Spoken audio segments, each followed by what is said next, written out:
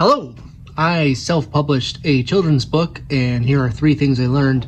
How's that for an intro? So I'm not approaching this from like, here's what you need to do, or, I feel like, you watch a lot of these videos and people have like this big chip on their shoulder, and it's just kind of like, let's just get some practical, like, this was my experience, here's what I think is replicable, and then like, let's start a conversation, like, what do you think needs to be done, or what was your experience? So, here's my 3 that I finished the first book. I'm actually like trying to talk to a publisher about getting a series going like right now, and I hate putting that out there before it's like official, but like stuff is moving, so I feel like that's a good thing. Let's just dig in. Okay, so the first one I wrote down is like,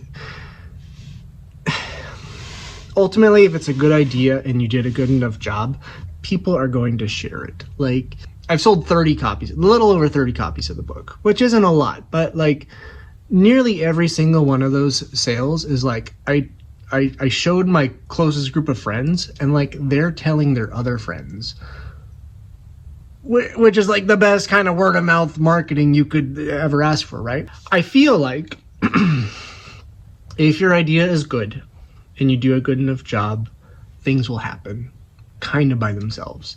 If you are struggling, and this is also coming, let me finish that thought. If you are struggling to get your idea out there, if you are struggling to get people to even be interested in your book, maybe your book's just not good.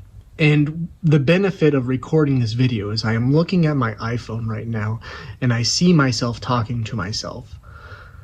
I've had so many bad ideas that just that at the time I thought they were great, but it's so obvious to me now that like, if your idea is good, it will find its audience and it will get shared. I'm starting off with the biggest lesson first, I suppose. The second one I wrote down is like, just go as lo-fi as possible. Low effort, just get it out on paper, done and done. I think oftentimes, I draw a little bit, but like, when you play the comparison game, it's like, I'm not like the best person at drawing. Like, I'm not a great artist. I have kind of a style I draw in, and that's all I can do. And I'm fine with it. But like, when you play that comparison game, it's like you feel like there's this invisible standard you have to hit. And so I'm here to tell you, like, put that all out of your brain. Because I'm working on like 2 other books at the same time, this is like a wonderful thing for me to be telling myself. Put that all out of your brain. You can do what you can do. If you need to hire an artist later, you can hire an artist later.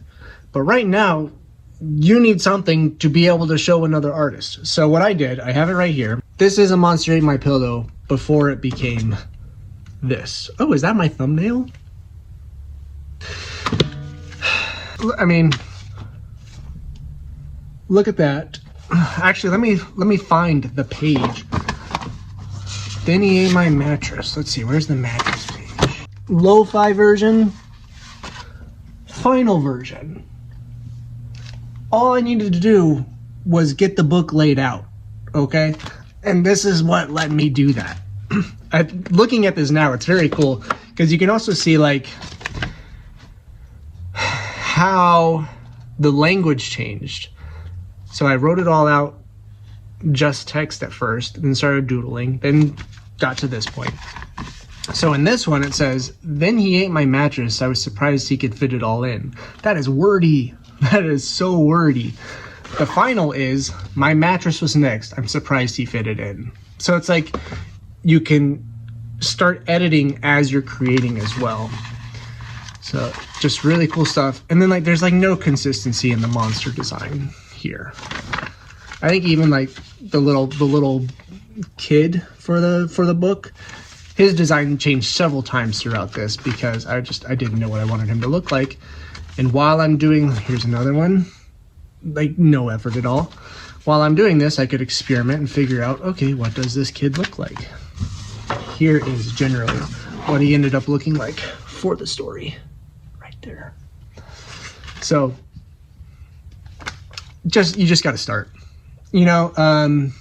I'll link some stuff below, but like Hank Green did a great video on this, or a great talk on this. I love watching the Corridor Crew channel. And something they said in one of their podcasts has really resonated with me the last couple of weeks. It is better to have made something and have it not be good than to think about making something. So like, make the thing, don't worry about it being good. And then you may do this to the first point and realize it's a bad idea. So better to do this and realize you have a bad idea than to get all the way to this point and realize you have a bad idea. Get the bad idea to here first, and then maybe you can make it into a good idea. The last one I wrote down is like, marketing is so hard, guys. Like I said, I sold 30 books.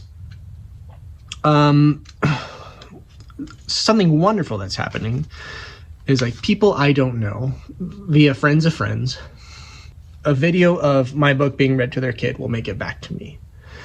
And I don't want to put other kids on social media. I don't even put my kids on social media. Like, all this back here is like, I sell Lego on another channel, and I make a lot of videos about it, and I talk about my kids sometimes on there, but they have yet to be in a video. Like, you'll hear them talking in the background sometimes. So it's like, if I don't want my kids, I definitely don't want to put other people's kids that I don't even know on my social media accounts. And I've only started an Instagram for it, and I'm on Blue Sky. So it's like, I deleted most of my other social media stuff because I think it's bad for us. But that's a whole nother video. So the social media marketing side is rough, okay, for picture books at least. I'm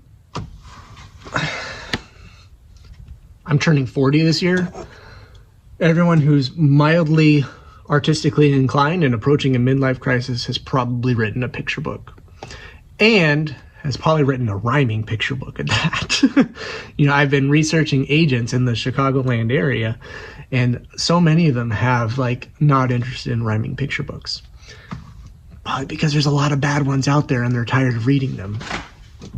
Marketing is hard, not just to other people, but to potential agents, potential editors, things like that. I have I mentioned I'm trying to get this in front of some people right now, and I'm very fortunate that I have somebody who has already successfully been published trying to help me out. I don't want to put a ton of weight behind it, because like, if it all falls through, then it's all for nothing. But it wouldn't be for nothing. I've learned a lot during this process. But marketing is really, really hard. I will say the benefit of doing a picture book is I've also written a novel. But trying to get people to read the novel is a whole different beast and be like, hey, can you read my 30-page picture book? People are much more inclined to take the time to do this than they are the novel, I've realized. And then I have the benefit of having age-appropriate kids for this. So like, I got to go into the preschool and read it to the class and get a lot of feedback that way. And then they were kind enough to put it in a newsletter. I'm pretty sure a couple sales resulted out of that as well. I know I said 3, but I guess the 4th one would be like, why are you doing it? Like, why this? Are you having your midlife crisis and you're like, I've always wanted to be an artist? Like, that's fine. You can do that. But are you writing the book for you, or because you think a kid will actually enjoy it? And I think once you answer that question, a lot of this stuff will start to make more sense. If you're writing it because a kid will actually enjoy it, people will share it. If you're writing it because a kid will actually enjoy it, a kid will enjoy the lo-fi version. Another book I'm working on, the lo-fi, low effort version, my kid loves it.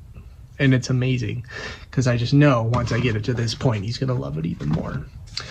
And the marketing is hard, but if you write something that people will truly love and enjoy, the marketing, I hope, will become less hard.